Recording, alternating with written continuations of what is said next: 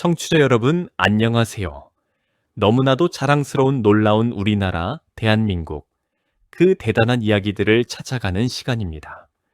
오늘 우리가 함께 살펴볼 이야기는요, 정말이지 입이 떡 벌어지고 가슴이 뻐근해지고 어쩌면 어깨가 한껏 으스해질 만한 그런 이야기입니다. 청취자 여러분, 혹시 몽탄 신도시라는 말 들어보신 적 있으신가요? 그건 무슨 새로 생긴 우리나라 도시인가? 그렇게 생각하실 수 있어요. 하지만 이 몽탄 신도시는요, 우리나라 안에 있는 도시가 아닙니다. 놀라지 마십시오. 바로 저 멀리 끝없이 펼쳐진 초원의 나라, 위대한 칭기즈칸의 후예들이 사는 그 나라, 몽골에 있는 풍경을 두고 하는 말이에요. 몽골의 수도 울란바토르 거리에 가보면요, 한국 사람들이 처음 발을 디디는 순간 다들 똑같은 말을 한다고 합니다. 여기가 동탄 아닌가요? 여기가 송도 신도시 아닌가요? 라고 말이죠. 고층 아파트가 줄지어 서 있고 그 아래에는 우리에게 너무나 익숙한 빵집, 카페, 편의점, 햄버거 가게 간판이 줄줄이 늘어서 있는 겁니다. 한글로 된 간판들이 거리를 가득 메우고 있어요. 그래서 한국의 신도시 중 하나인 동탄 신도시의 이름을 따서 몽골과 동탄을 합쳐 몽탄 신도시라는 별명까지 붙은 것이죠. 여러분, 이게 그냥 어쩌다 비슷한 게 아닙니다. 우리 한국 기업들이, 우리 한국의 건설홈 회사들이, 우리 한국의 노하우가 직접 가서 만든 풍경이에요. 더 놀라운 사실은 무엇이냐? 몽골 정부가 직접 나서서 한국식으로 도시를 만들어 주십시오. 한국식으로 주소를 바꾸겠습니다. 한국의 길 이름표를 그대로 가져다 쓰겠습니다. 이렇게 손을 내밀고 있다는 사실입니다. 한 나라가 다른 나라의 모습을 이토록 사랑하고 따라하려고 한다는 것, 이건 정말 흔치 않은 일입니다.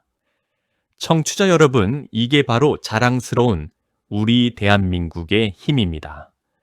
자, 그럼 오늘 이 놀라운 이야기 함께 자세히 풀어가 보겠습니다.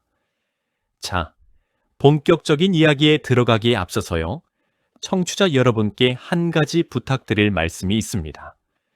놀라운 우리나라, 세계를 이끌어가는 자랑스러운 대한민국을 응원하기 위해서 꼭 좋아요와 구독을 부탁드립니다. 어르신들께서 직접 누르시기 어려우시면 가족분들이나 자녀분들께 한 번만 부탁해 주세요. 그 작은 손길이 더 많은 분들께 이 자랑스러운 이야기를 전할 수 있는 큰 힘이 됩니다. 자, 그럼 이제 본격적인 이야기 시작해 보겠습니다. 먼저 가장 따끈따끈한 최근 소식부터 전해드리겠습니다. 청취자 여러분, 몽골의 수도 울란바토르의 우리나라의 도로 이름표, 그러니까 거리에 붙어 있는 그 도로 명판 말이에요. 그것이 통째로 옮겨가서 설치되었다는 사실 알고 계셨나요? 2024년 9월 23일이었습니다. 행정안전부가 직접 나서서 울란바토르의 한국형 도로 명판 설치 제막식을 열었어요.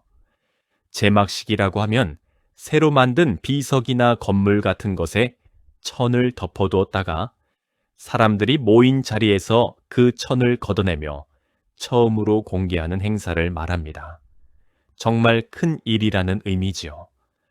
거리 이름도 들어보시면 가슴이 뜨거워지실 겁니다. 몽골 울란바토르에는 서울의 거리라는 길이 있어요. 한국, 우리 수도의 이름이 붙은 길입니다. 그 거리에다가 우리나라식 도로 명판, 그러니까 한국에서 보시는 그 파란색 바탕에 흰 글씨로 적힌 그 도로 명판을 똑같이 만들어 세운 것입니다. 우리나라의 도로 명판이 외국에 설치된 건 세계에서 처음 있는 일이라고 해요. 여기서 끝이 아닙니다. 몽골은 단지 도로 이름표만 가져간 게 아닙니다. 우리나라의 주소 체계 전체를 통째로 도입하기로 결정했어요. 몽골이라는 나라, 한번 생각해 보십시오. 몽골은 우리나라보다 면적이 약 15배나 큽니다. 무려 156만 제곱킬로미터가 넘는 어마어마하게 넓은 땅이에요. 그런데 그 광활한 초원에서 유목민들은 가축을 따라 이리저리 옮겨 다니며 살았기 때문에 정확한 주소라는 게 제대로 자리 잡기가 너무나 어려웠습니다. 그러던 몽골 정부가 결심을 한 것이지요. 한국의 주소 체계가 세계에서 가장 좋다. 우리도 그것을 도입하자. 이렇게 말이에요. 청취자 여러분, 우리나라 도로명 주소 체계는요, 사실 2014년부터 본격적으로 시행된 비교적 새로운 제도입니다. 그런데 이게 너무나도 정교하고 효율적이어서 2023년에는 국제표준화기구라는 세계의 모든 기준을 정하는 그 큰 기관에서 인정받아 국제표준으로까지 채택이 되었어요. 우리나라 주소 시스템이 세계의 표준이 된 것입니다. 정말 자랑스러운 일이죠. 이런 우리나라의 주소 체계를 몽골이 그대로 가져다 쓰겠다는 것입니다. 몽골 토지행정청장이 직접 한국에 와서 이런 말까지 했어요. 한국의 주소 정보 시스템은 사용하기 쉽고 가장 최신의 기술이 반영된 시스템입니다. 한국형 주소 체계를 몽골에 정착시키면 물류 체계의 혁신과 행정 서비스 개선에 큰 도움이 될 것입니다.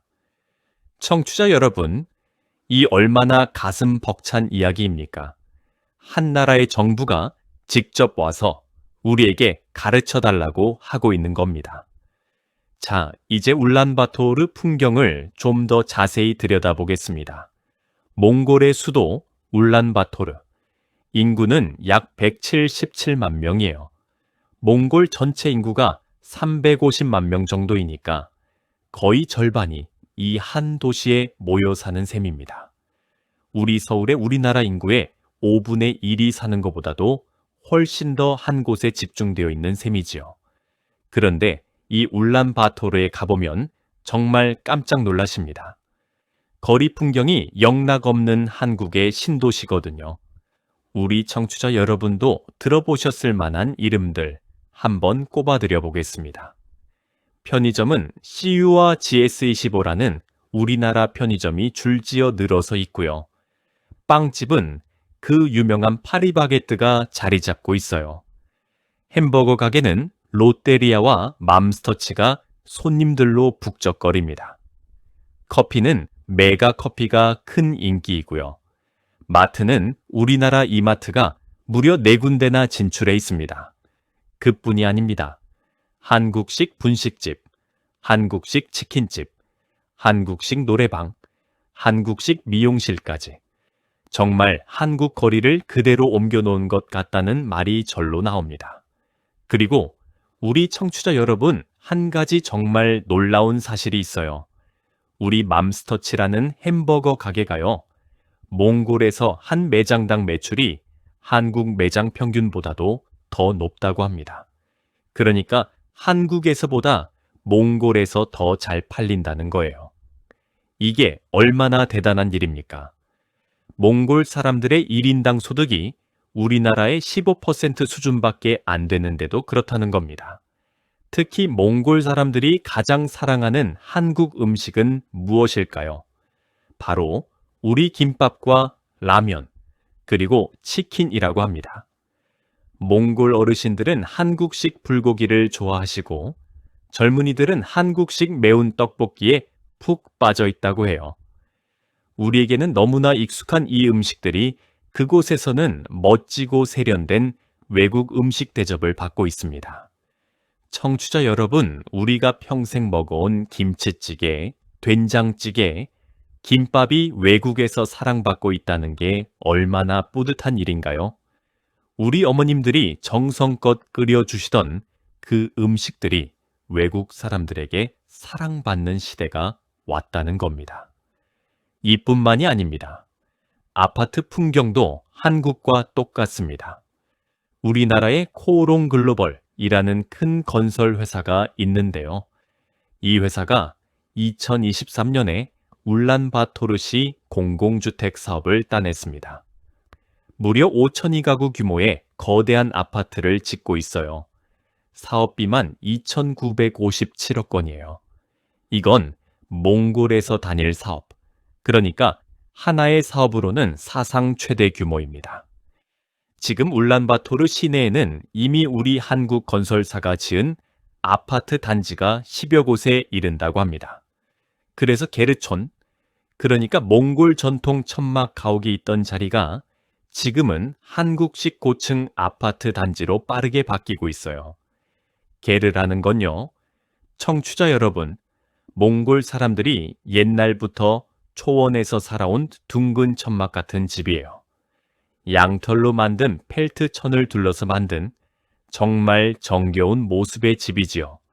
그런데 그 게르촌 자리에 우리나라식 고층 아파트가 쑥쑥 올라가고 있다는 겁니다. 몽골 사람들은 어떤 집에 살고 싶어 할까요? 답이 분명합니다. 한국식 아파트요. 한국식 아파트가 가장 살기 좋아요. 이게 그곳 사람들의 한결같은 대답이라고 해요. 2024년 6월 기준으로 울란바토르의 새 아파트 평균 분양가는 일제 곱미터당 약 156만 원, 우리 평수로 따지면 한 평에 500만 원이 훌쩍 넘는 셈인데요. 1년 사이에 가격이 11%나 올랐다고 합니다.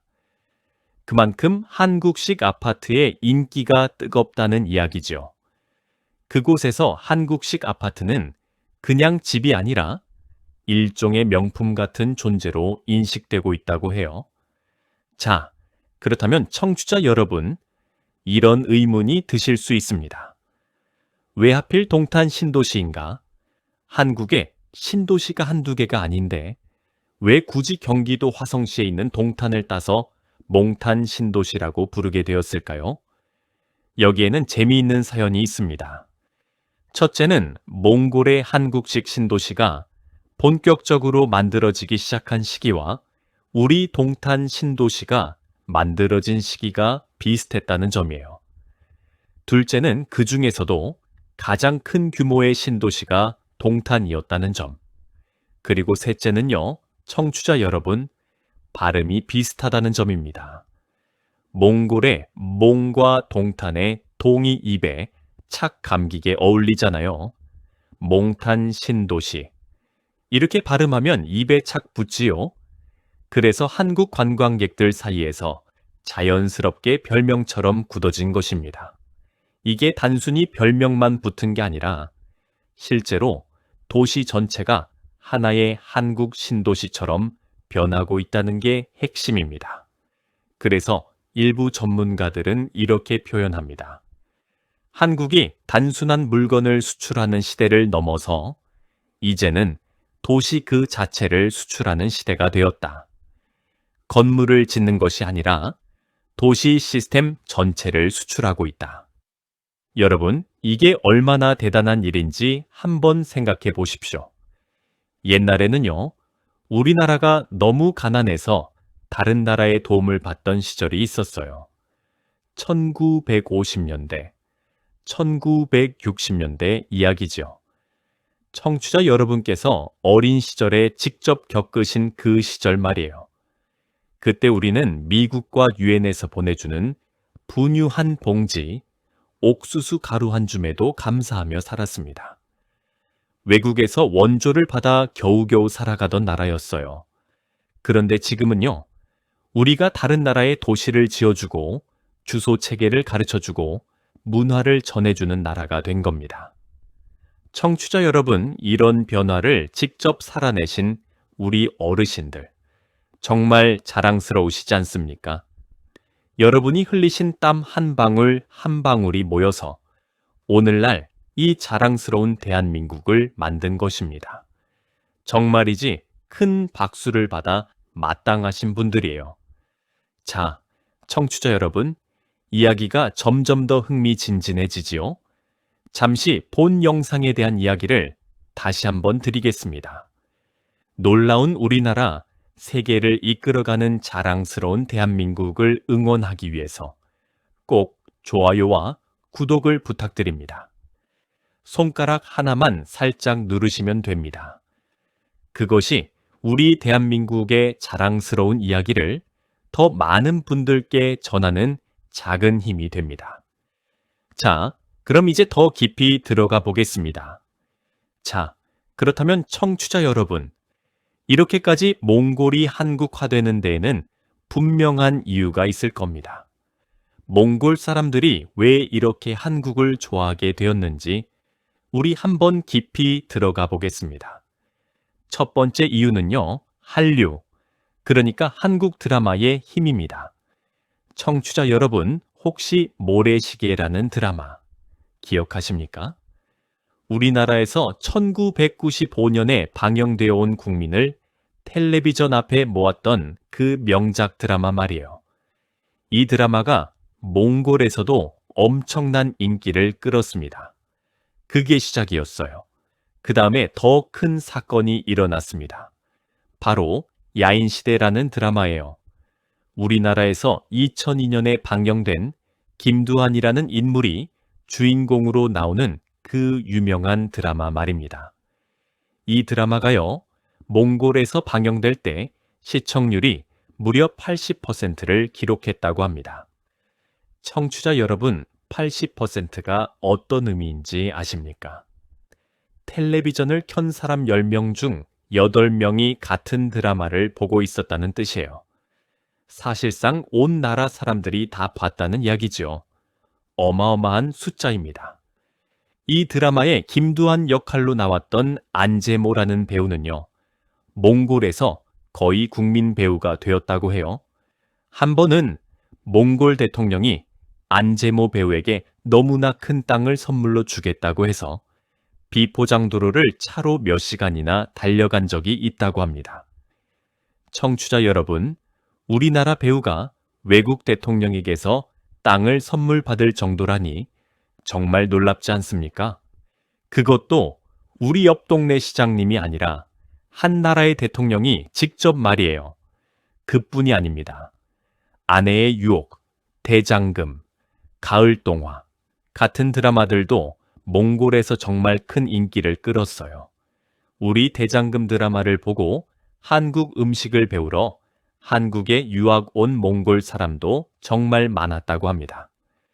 요즘은 K-팝, 그러니까 한국 가요도 몽골 젊은이들 사이에서 큰 사랑을 받고 있습니다. BTS, 블랙핑크 같은 그룹들의 노래는 몽골 젊은이들이 거리에서 흥얼거리는 노래가 되었어요. 두 번째 이유는요, 몽골 사람들이 한국에 직접 와서 살면서 한국을 알게 된 것입니다. 청취자 여러분, 놀라지 마십시오. 지금 한국에 살고 있는 몽골 사람이 무려 5만 명에 가깝다고 합니다. 몽골 전체 인구가 350만 명인데 그 중에서 무려 1.5%가량이 한국에 와서 살고 있다는 거예요. 인구 비율로 따지면 정말 어마어마한 숫자입니다. 이분들이 한국에서 일하고 공부하고 생활합니다. 우리 동네 식당에서, 공장에서, 농장에서 열심히 일하시는 몽골 분들이 정말 많지요. 그러다가 시간이 흘러 다시 몽골로 돌아갑니다. 그러면 그분들이 한국의 모든 것을 그리워하게 되는 거지요. 따뜻한 한국식 아파트, 새벽까지 환하게 불을 밝힌 편의점, 향긋한 커피 향이 흐르는 카페, 정겨운 한국 음식 말이에요. 그래서 몽골에 돌아가서도 한국식으로 생활하고 싶어 하는 것이고, 그 수요가 몽골 도시를 한국식으로 바꾸는 가장 큰 힘이 되었다고 합니다. 울란바토르에서 만난 한 몽골 청년의 말이 정말 인상적이었어요. 한국에서 3년간 일하고 돌아왔는데 한국의 편의점이 너무 그리웠습니다. 새벽에 일하고 들어와서 따뜻한 도시락을 데워 먹던 그 행복을 잊을 수가 없어요. 이제 우리 몽골에서도 그 편의점을 만날 수 있어서 너무 좋습니다. 청취자 여러분, 이 얼마나 가슴 뭉클한 이야기입니까? 우리 한국이 누군가의 따뜻한 추억이 되어주고 있다는 사실이요. 세 번째 이유는요, 청취자 여러분, 정말 가슴 뭉클한 이야기입니다. 바로 몽골 사람들이 한국 사람들을 형제라고 부른다는 사실이에요. 몽골 사람들은 한국 사람을 처음 만나도 낯설어 하지 않습니다. 왜냐하면요, 두 나라 사람들이 같은 핏줄, 같은 뿌리에서 나왔다는 인식이 깊게 자리 잡고 있기 때문입니다. 몽골에 가서 거리를 걷다 보면 정말이지 한국 사람과 똑같이 생긴 사람들을 무수히 만날 수 있어요. 우리 몽고 반점, 그 아기 엉덩이에 있는 푸른 점 말이에요. 그게 바로 우리 두 민족이 같은 뿌리에서 갈라져 나왔다는 증거라고 학자들은 말합니다. 그래서 그 점의 이름이 몽고 반점이지요. 몽고에서 온 점이라는 뜻이에요. 이런 형제 의식 덕분에 몽골 사람들은 한국 문화가 들어오는 것에 거부감이 별로 없다고 그래요. 영남대학교의 박소현 교수님은 이런 설명을 하셨습니다. 몽골도 우리처럼 분단의 아픔을 가진 나라입니다. 내몽골은 중국에 있고 부리아트 공화국은 러시아에 있어요. 국경을 사이에 두고 같은 민족이 흩어져 살고 있다는 점에서 한국과 몽골은 깊이 공감대가 있습니다. 그래서 한국 문화가 들어오는 것을 자연스럽게 받아들이는 것입니다. 청취자 여러분, 이 이야기를 들으니 가슴이 뭉클하지 않습니까? 우리 대한민국도 남과 북으로 갈라져 있는 분단의 아픔을 가진 나라입니다. 몽골도 마찬가지로 같은 민족이 여러 나라에 흩어져 살고 있어요. 그런 비슷한 처지에서 서로를 이해하고 서로를 형제로 여기는 것이지요.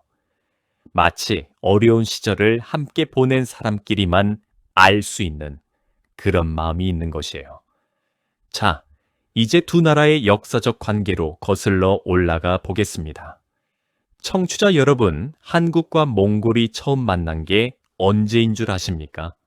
무려 800년도 더 전입니다. 1218년, 그러니까 우리 고려시대 때예요.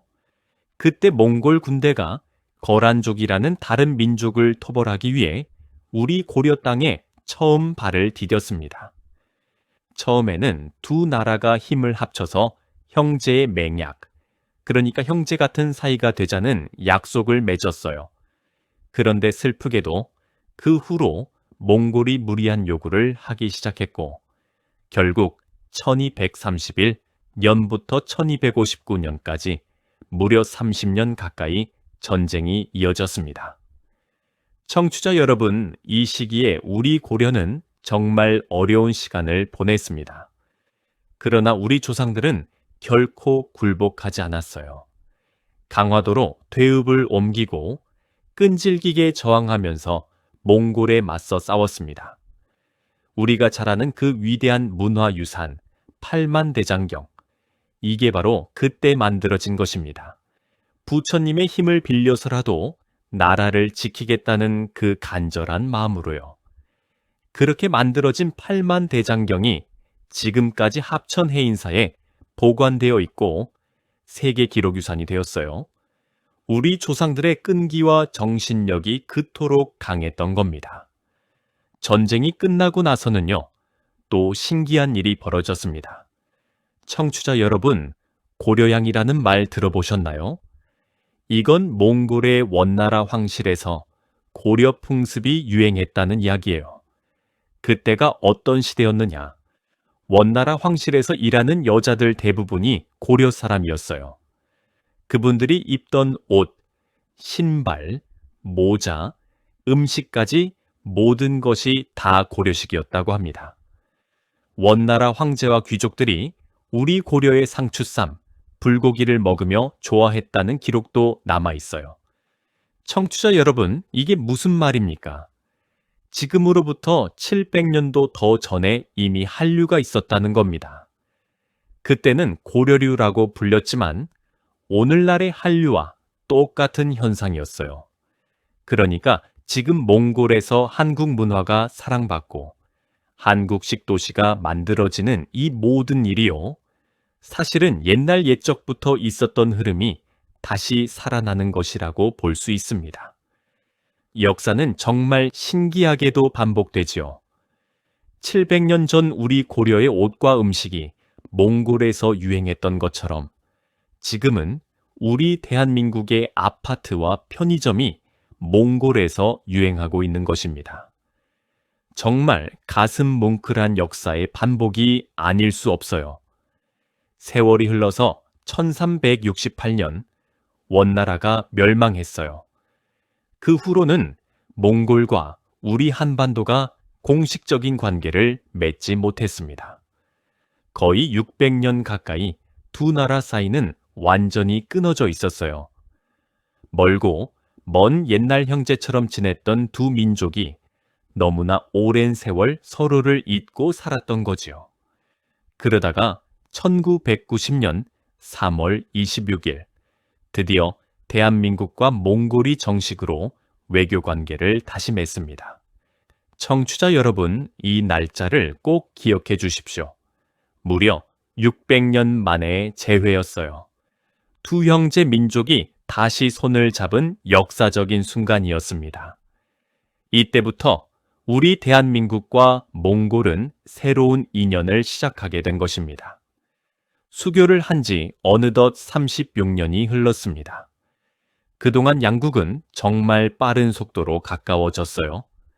2011년 8월 22일에는 두 나라가 포괄적 동반자 관계로 격상했습니다. 이게 무슨 말이냐? 그냥 친한 사이가 아니라 모든 분야에서 함께 협력하는 깊은 동반자 관계가 되었다는 뜻이에요. 정치, 경제, 문화, 군사, 자원, 모든 분야에서 손을 맞잡고 함께 가자는 약속입니다. 자, 그럼 이제 미래로 시선을 돌려보겠습니다. 청취자 여러분, 몽골이 앞으로 우리 대한민국에게 얼마나 중요한 나라가 될지 한번 살펴보겠습니다. 첫째, 몽골은 자원의 보고예요.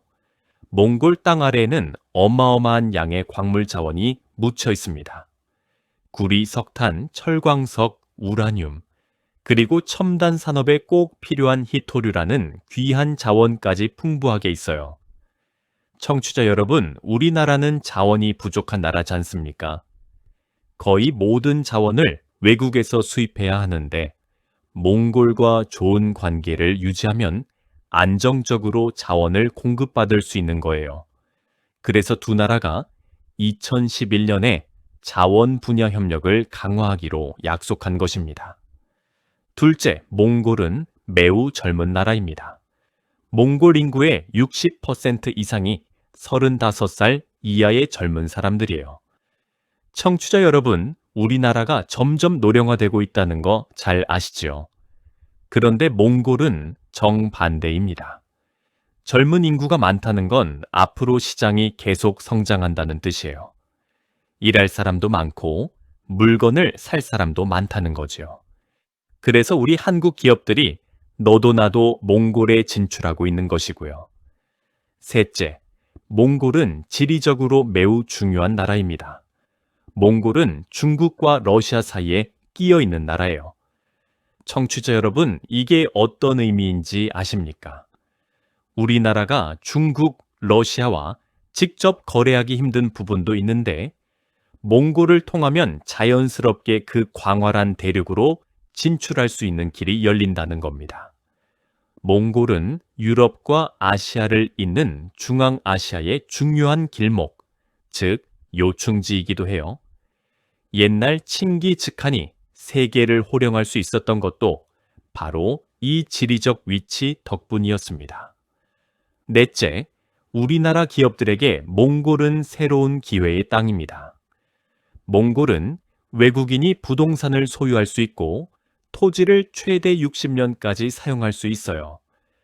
건축비도 우리나라의 30에서 50% 수준으로 훨씬 저렴합니다. 서울에서 울란바토르까지 비행기로 단 3시간이면 갈 수 있고 시차도 거의 없어요. 우리 기업들이 사업하기에 정말 좋은 조건이죠. 이런 이유들 때문에 우리나라 기업들이 정말 많이 진출해 있어요. 우리 국가철도공단은요, 청취자 여러분 들으셨나요?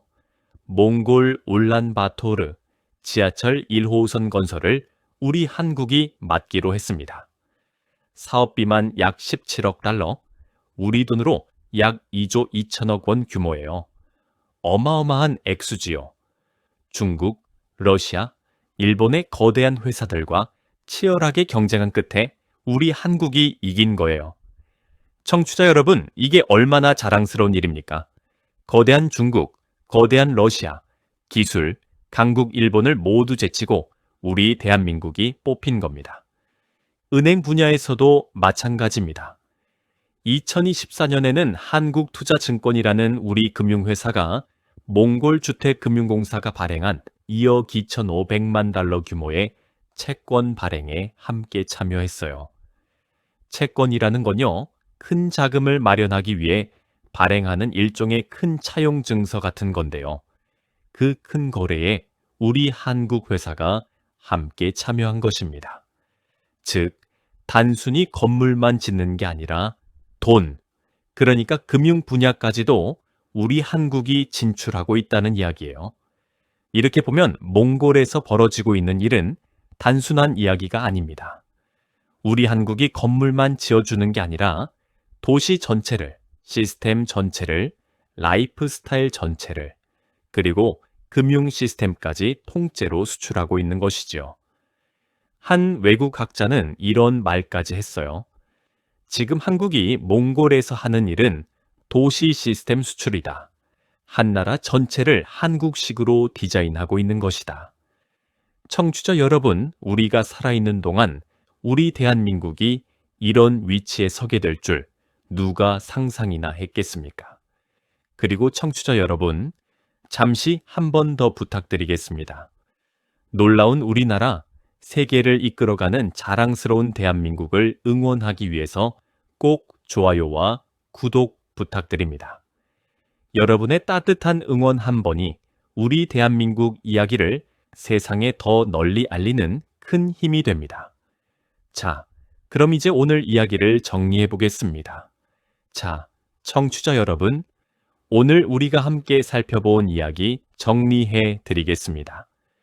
첫째, 몽골의 수도 울란바토르가 한국의 신도시처럼 변해가고 있어 몽탄 신도시라는 별명이 붙었습니다. 동탄 신도시와 너무나 비슷한 풍경 때문이지요. 한국 편의점, 빵집, 카페, 햄버거 가게가 거리를 가득 채우고 있고 우리 한국 건설사들이 지은 한국식 아파트 단지가 10여 곳에 이르고 있습니다.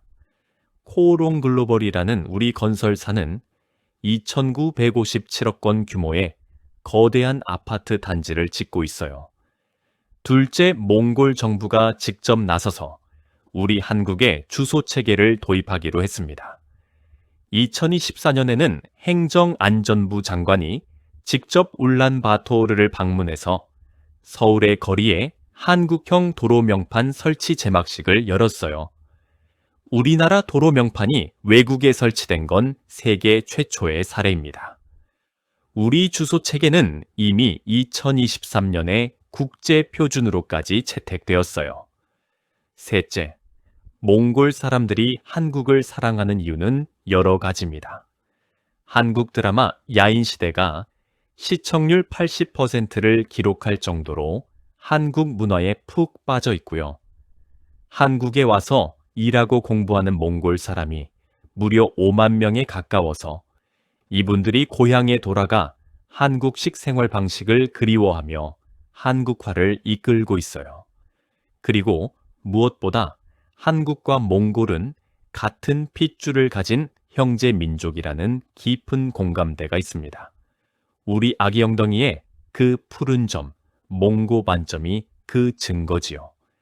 넷째, 한국과 몽골의 역사는 800년 전으로 거슬러 올라갑니다. 1218년 처음 만났고 한때 전쟁도 했지만 우리 조상들은 강화도에서 끈질기게 저항하며 8만 대장경을 만들어내셨어요. 그 후 원나라 시대에는 우리 고려 문화가 몽골 황실에서 크게 유행했습니다. 이게 바로 고려양이에요. 700년 전의 한류였던 셈이지요.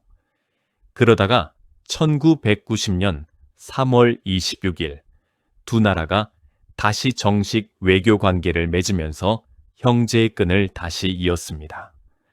다섯째, 앞으로 몽골은 우리 대한민국에게 정말 중요한 나라가 될 것입니다. 풍부한 자원, 젊은 인구, 지리적 요충지, 그리고 한국 기업들에게 열려있는 기회의 땅이에요. 우리 국가철도공단이 약 2조 2천억 원 규모의 울란바토르 지하철 사업을 따낸 것도, 한국투자증권이 2억 2,500만 달러 규모의 금융거래에 참여한 것도 모두 그 증거입니다. 청취자 여러분, 이 모든 이야기가 무엇을 의미하느냐? 바로 우리 대한민국이 이제 진정한 도시를 수출하는 나라, 문화를 수출하는 나라, 시스템을 수출하는 나라가 되었다는 것입니다. 옛날에는 외국에서 받기만 하던 우리나라가 이제는 외국에 베푸는 나라가 된 것입니다. 그리고 청취자 여러분, 가장 가슴 뭉클한 부분이 무엇이냐? 그건 바로 옛날 옛적 몽골이 우리를 침략했던 그 시절을 지나 700년 전 우리 고려의 문화가 몽골에서 유행했던 그 고려양의 시대를 지나 다시 우리 대한민국의 모습이 그대로 몽골에 옮겨가고 있다는 그 사실입니다. 역사는 돌고 도는 것이지요. 슬픈 역사도 있었지만 그것을 이겨내고 다시 우리가 형제 민족 몽골에게 좋은 영향을 주는 위대한 나라가 되었다는 것. 이것이 바로 우리 대한민국의 위대함이에요. 청취자 여러분, 이런 자랑스러운 변화를 직접 살아내신 우리 어르신들, 정말이지 자부심을 가지셔도 됩니다. 여러분이 보릿고개를 견디시며 새벽부터 밤늦게까지 땀 흘리시며 일하신 그 모든 시간이 모여서 오늘날 이 자랑스러운 대한민국을 만든 것입니다. 외국에서 우리나라를 따라하고 싶어하고 우리나라 도시를 그대로 옮겨가고 싶어하는 이 시대를 만든 분들이 바로 청취자 여러분이에요. 정말 큰 박수를 받아 마땅하신 분들입니다. 세계를 놀라게 하는 정말 놀라운 우리나라, 대한민국의 자랑스러운 이야기는 오늘도 계속됩니다. 청취자 여러분, 그럼 다음 시간에 또 뵙겠습니다.